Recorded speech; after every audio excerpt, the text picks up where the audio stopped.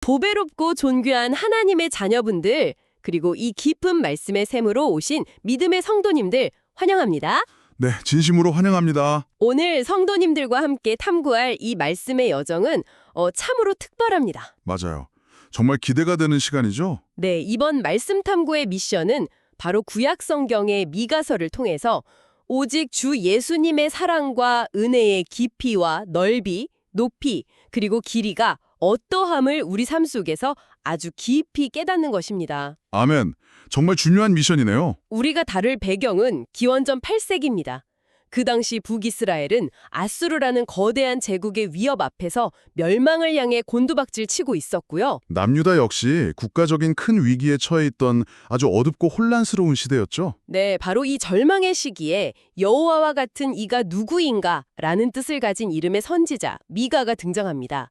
자, 이제 이 놀라운 진리의 말씀을 하나씩 풀어볼까요? 네, 그 혼란스러운 8세기 이스라엘의 역사적 상황 속으로 들어가 보는 것은 역설적으로 오늘날 우리에게 주시는 주 예수님의 은혜를 깨닫는 데 아주 중요한 열쇠가 됩니다. 그렇죠. 성경 미가서의 첫 장을 펴면 우리는 단순히 수천 년 전의 낡은 역사적 기록이 아니라 오늘날의 우리의 마음을 찌르는 날카로운 영적 현실을 마주하게 되거든요. 선지자의 이름 자체가 가진 의미도 참 크잖아요. 맞습니다.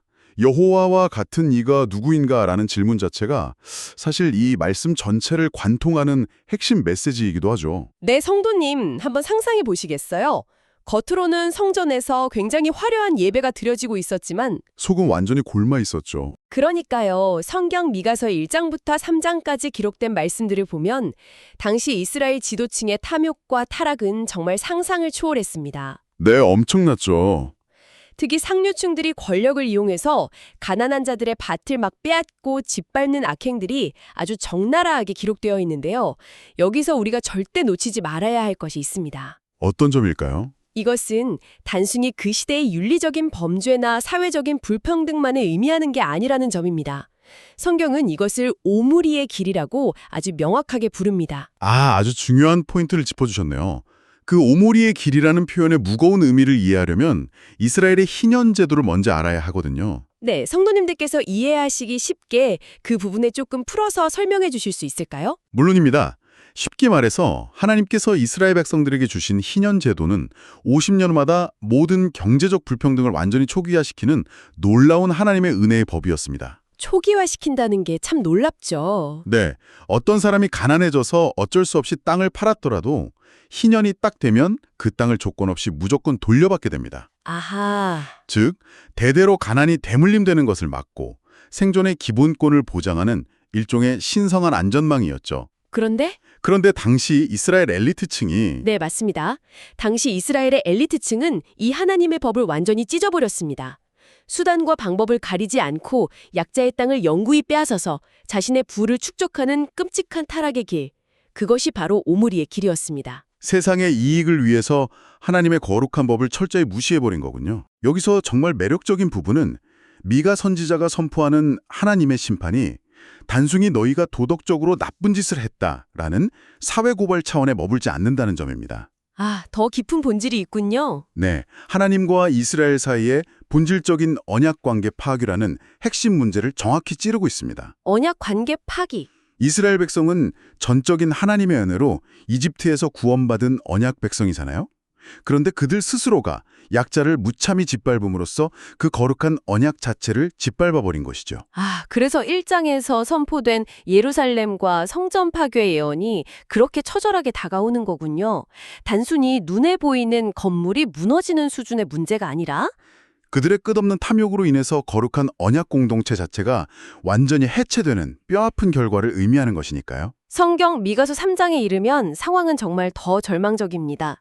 통치자, 재판관, 심지어 하나님의 뜻을 전해야 할 선지자들까지 돈을 받고 거짓 평화를 외치면서 총체적으로 타락한 모습을 보여주거든요. 달을 돈에 매수되어서 다 잘 될 거다, 평안하다라고 아부할 때 오직 미가 선지자만이 진실을 외쳤죠. 맞습니다.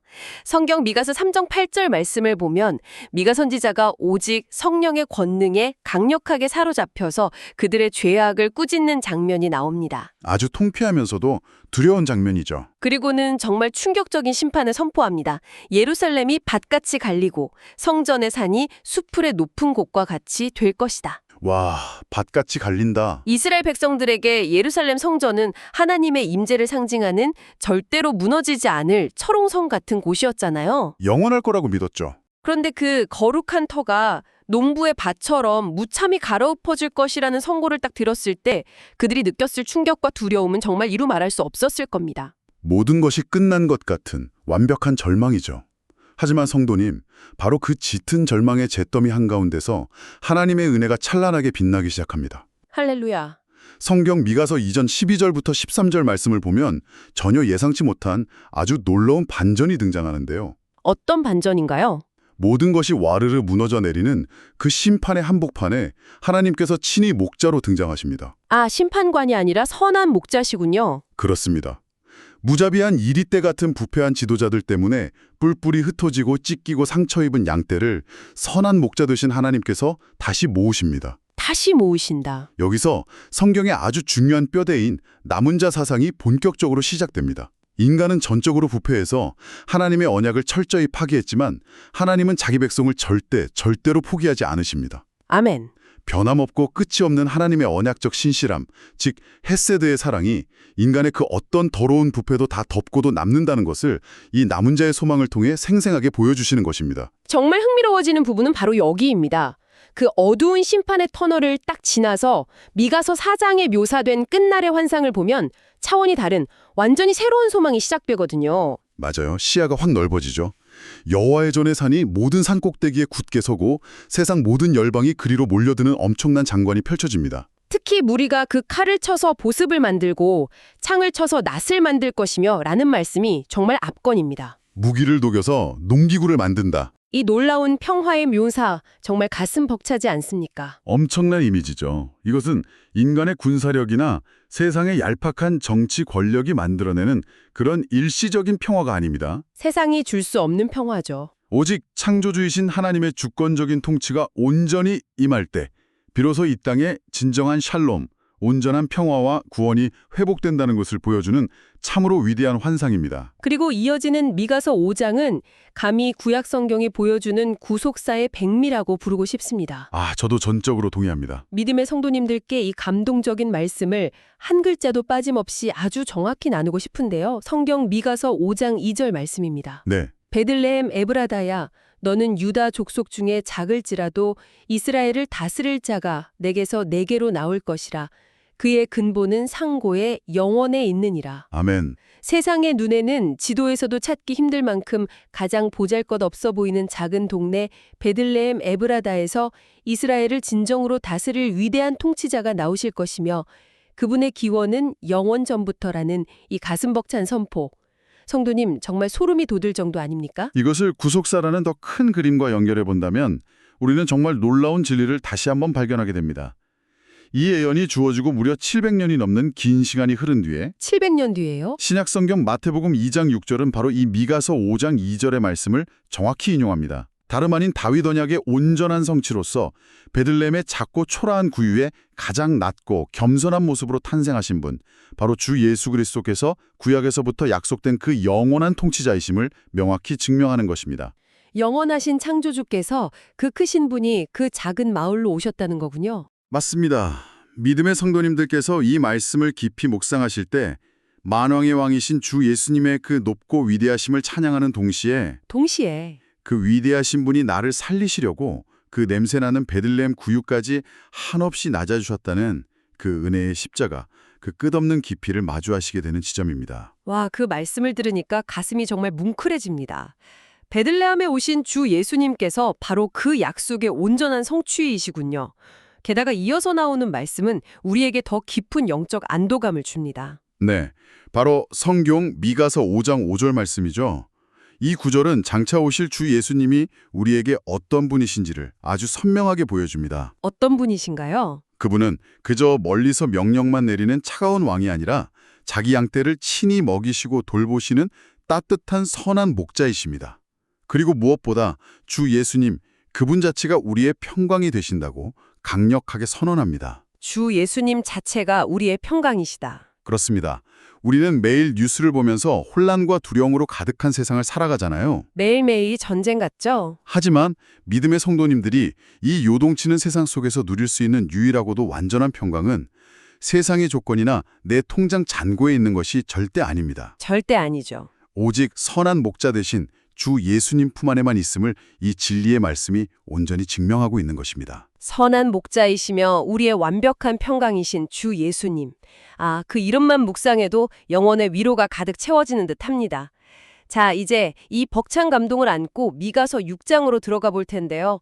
분위기가 사뭇 달라집니다. 확 바뀌죠. 6장은 아주 독특하게도 법정적인 구조, 신학적인 용어로 언약 소송, 히브리어로 리비어의 형태를 띠고 있습니다. 네, 재판 장면입니다. 하나님께서 마치 검사처럼 되셔서 이스라엘을 피고석에 앉히고 변론하시는데 무려 흔들리지 않는 산과 들을 증인으로 세우십니다. 우주적인 재판이네요. 그리고는 이집트에서 구원해 주신 그 크신 은혜를 다 잊어버린 이스라엘의 배은 망덕함을 낱낱이 꾸짖으시죠. 이 대목에서 이스라엘 백성들의 반응이 참 기가 막힙니다. 그들은 자신들의 그 엄청난 잘못을 지적받자 어떻게든 이 위기를 무마해보려고 거대한 종교적 거래를 시도하거든요. 맞아요. 그들은 내가 1년 된 송아지를 번제물로 바칠까? 아니면 찬천의 숫장이나 만만의 강물 같은 기름을 바치면 하나님이 기뻐하실까? 하고 묻습니다. 어리석은 질문이죠. 성도님, 한번 깊이 생각해 보십시오. 천천의 숫장, 만만의 강물 같은 기름입니다. 어마어마한 규모의 재물이자 상상을 초월하는 아주 화려한 종교적 퍼포먼스죠. 그들은 겉으로 보이는 그 화려한 종교적 형식주의만 있으면 내 실제 삶이 아무리 부패하고 타락했어도 하나님을 적당히 달랠 수 있다고 착각했던 것입니다. 참 안타까운 착각이네요. 이 부분은 오늘을 살아가는 우리 삶에 아주 중요한 그리고 뼈아픈 질문을 던지게 합니다. 과연 하나님께서 진정으로 나에게 원하시는 것이 무엇인가? 주일날 드리는 화려한 헌금과 봉사의 이력인가? 성경 미가서 6장 8절은 이 질문에 대한 명확한 해답이자 미가서 전체의 윤리적 정점을 보여줍니다. 하나님께서 구하시는 것은 수천 마리의 숫장이나 강물 같은 기름이 절대 아니었습니다. 그럼 진정으로 원하셨던 건 무엇입니까? 세 가지입니다. 첫째, 오직 정의, 미슈파트를 행하며 둘째, 인자, 즉 헤세드의 자비와 긍휼의 사랑을 구하며 셋째, 겸손하게 네 하나님과 동행하는 것입니다. 정의, 인자, 그리고 겸손한 동행. 네, 하나님은 일주일에 딱 한 번 있는 화려한 외형적인 종교 행위를 원하신 게 아니라 성도님들의 평범한 일상의 삶 가운데서 억울한 자를 돕고 이웃을 진심으로 사랑하며 매 순간 나의 연약함을 인정하고 주님과 겸손히 손잡고 걸어가는 그 참된 경건을 원하셨던 것이죠. 일상의 삶 전체가 곧 예배가 되어야 한다는 말씀이군요. 정확합니다. 하지만 참 안타깝게도 성경 미가서 6장 16절을 보면 이스라엘 백성은 이 하나님의 절절한 호소를 끝내 외면합니다.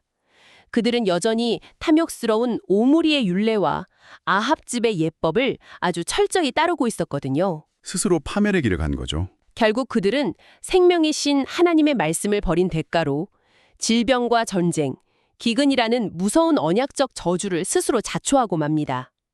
여기서 우리는 한 가지 절망적인 결론에 도달하게 되는데요. 네.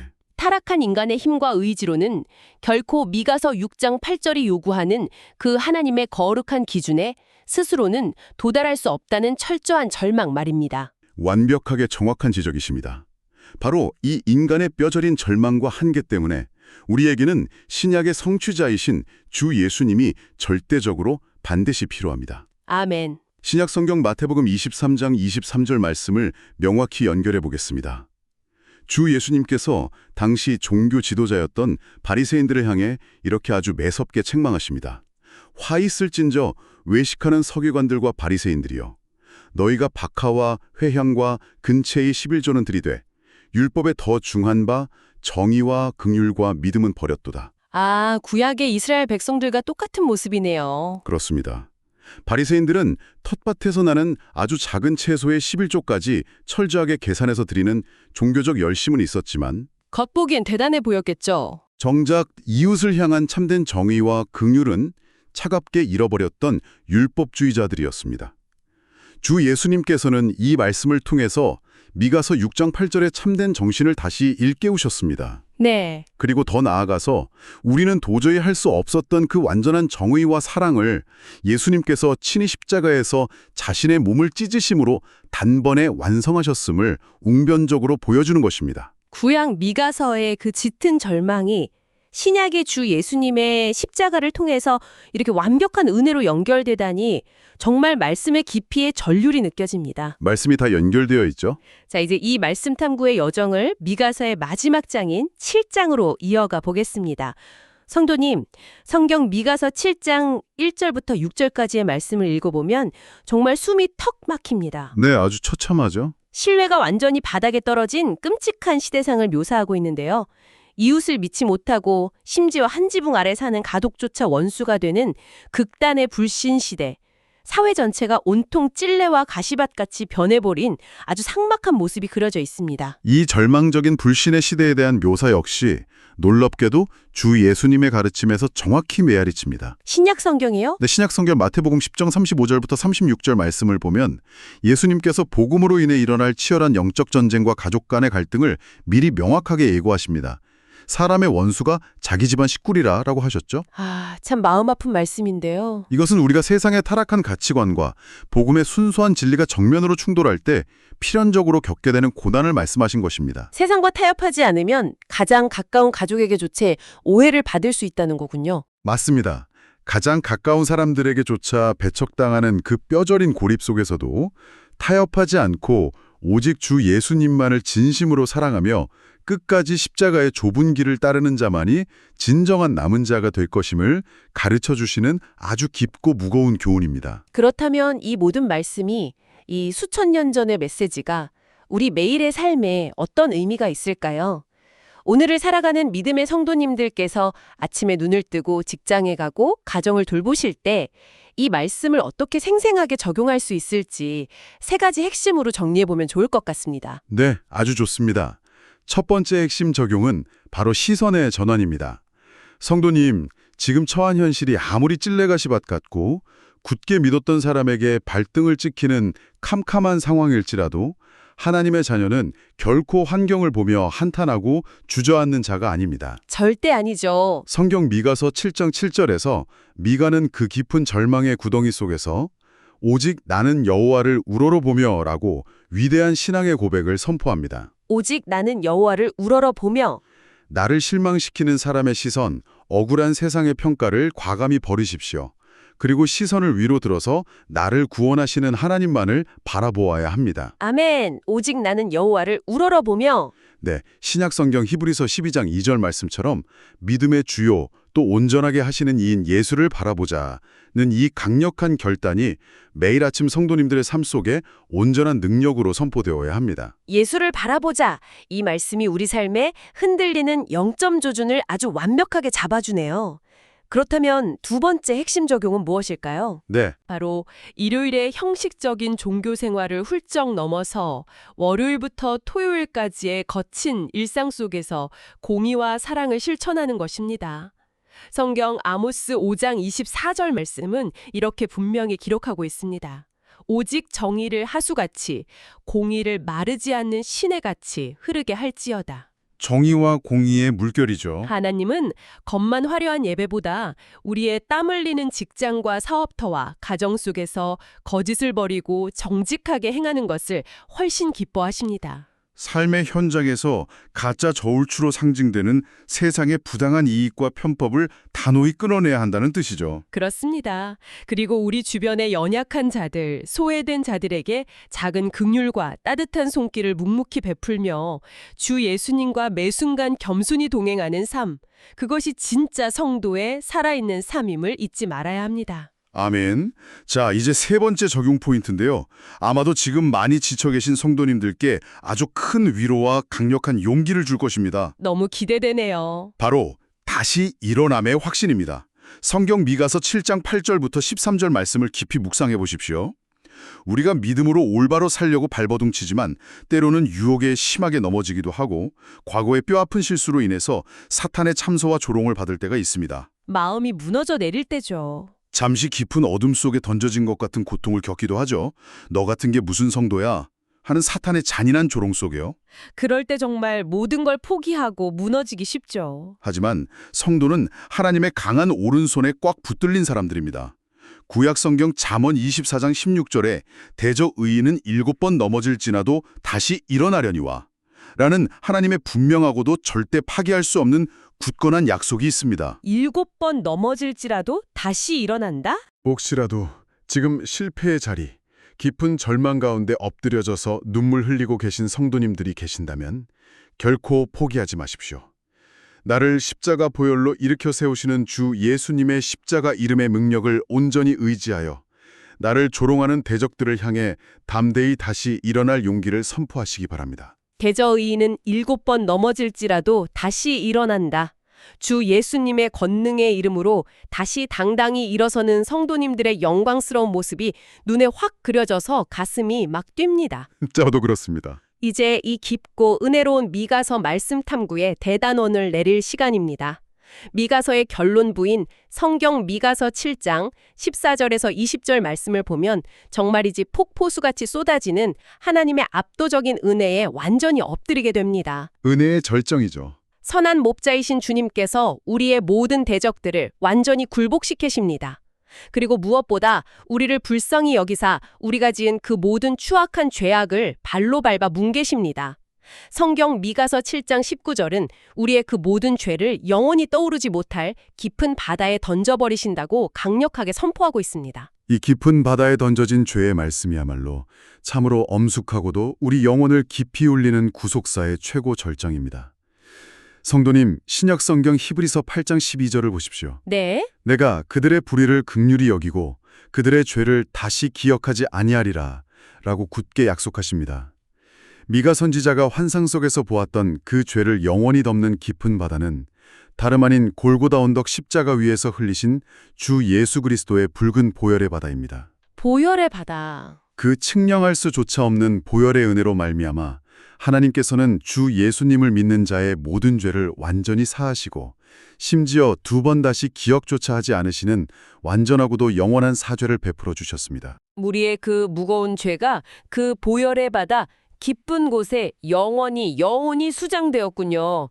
믿음의 성도님, 이제 이 놀라운 진리의 말씀 앞에서 마지막으로 성도님의 심령을 강력하게 깨우는 아주 도발적이고도 강렬한 묵산의 도전을 던지고자 합니다. 네. 창조주 하나님께서 우리의 모든 쓰라린 실패와 추악한 죄악을 주 예수님의 보혈이라는 깊은 바다에 영원히 던져버리셨습니다. 그렇다면 우리는 더 이상 과거의 실수나 죄의 무거운 짐에 짓눌려서 평생 고개 숙이고 살아가는 패배자나 정죄받은 죄수가 아닙니다. 절대 아니죠.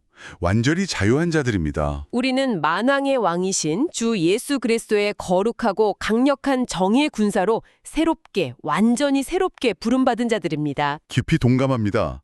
성경 에스겔 2장 6절 말씀을 보면 우리가 살아가는 이 세상이 때로는 가시와 찔레가 함께 있고 전갈 가운데 거하는 것과 같이 매우 위협적이고 고통스럽다고 생생하게 묘사합니다. 가시와 찔레, 전갈이라니 듣기만 해도 참 무섭잖아요. 당장 내일 문을 열고 나설 세상이 몹시 두려우실 수 있습니다.